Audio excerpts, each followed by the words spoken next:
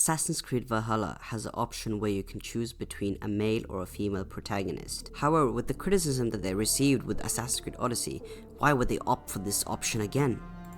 With Assassin's Creed Odyssey, we had two different characters that were Alexios or Cassandra, male or female, both of which were inside the main story, and depending on who you chose, became the antagonist and protagonist.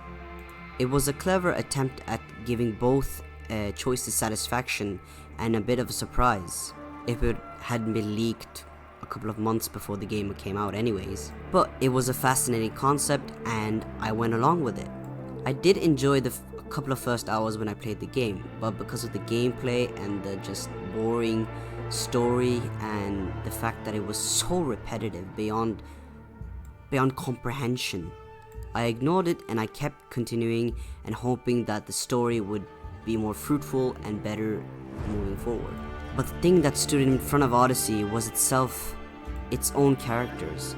The character models were lazily done with bad facial animation. I believe that was because they couldn't use so much time on both characters, so they had to lazily do the animations and appear as they were the same character because they hadn't afforded the time to make those character individuals or detail in their own way. A male and a female does not have the same view on certain matters and certain situations, and therefore it was extremely unrealistic that they did the exact same thing with the same dialogues without having any options to do something that was more female-like or male-like in the game.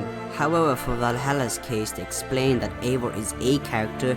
It's only the fact that you can choose whether Eivor will be a male or a female character that's the difference. They explain and try to assure us that this will be a fully fledged character with a background and a set of characteristic traits that define Eivor. It's only your option to choose whether you will act like a brash Viking or a bit more careful Viking, a bit more casual or a bit more angry, flirty or a bit more of a dickhead. You choose what Eivor acts upon, but it will always remain in character.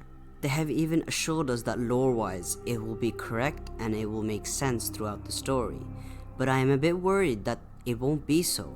The fact that you can change genders mid-story is the one that particularly bothers me and is really wrong in my opinion. Through the recent demos that were out by a couple of YouTubers, I've seen that the facial animations aren't exactly that much better than Odyssey. There are a slight improvement, but still I am afraid that the effect of having two characters goes down on their ability to become more memorable. Will this explanation of why Eivor can be a male and a female explain also why we can change while we're in the Animus? It just doesn't make any sense what they would choose to give us the option to change. Is it because they're afraid people will regret the decision of being a male or a female, that one of the characters are going to be worse than the other, and giving them the option to change like there should have been in Odyssey, because a lot of people regretted playing it as Alexios because Cassandra was a better option in a lot of people's opinion, and the fact that they turned Cassandra canon and Alexios non-canon. Will this be the same situation we have with Assassin's Creed Valhalla? We have recently reports of the fact that Eivor will be the main protagonist in the comics of Assassin's Creed, which also opts for the fact that male Eivor is not canon and female Eivor is canon.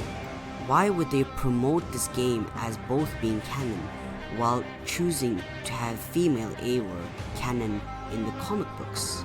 I would personally love to have a female main character in Assassin's Creed, but it's fine for me to play as a male as well.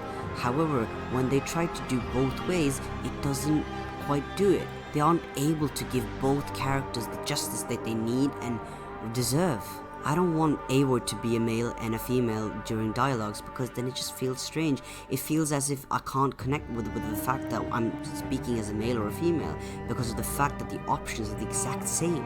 It just loses everything in character traits. Fortunately, Darby McDevitt has reassured us multiple times that it will be a proper story with a proper character, and we can't do anything else but to wait for more information, more gameplay, and eventually the release of the game so that we can play it ourselves and critique it like it should be. I'll critique it when it's done, and I hopefully will upload it. I doubt it's gonna be too long or too short. I just hope I manage to get it to over 5 minutes. Please like and subscribe.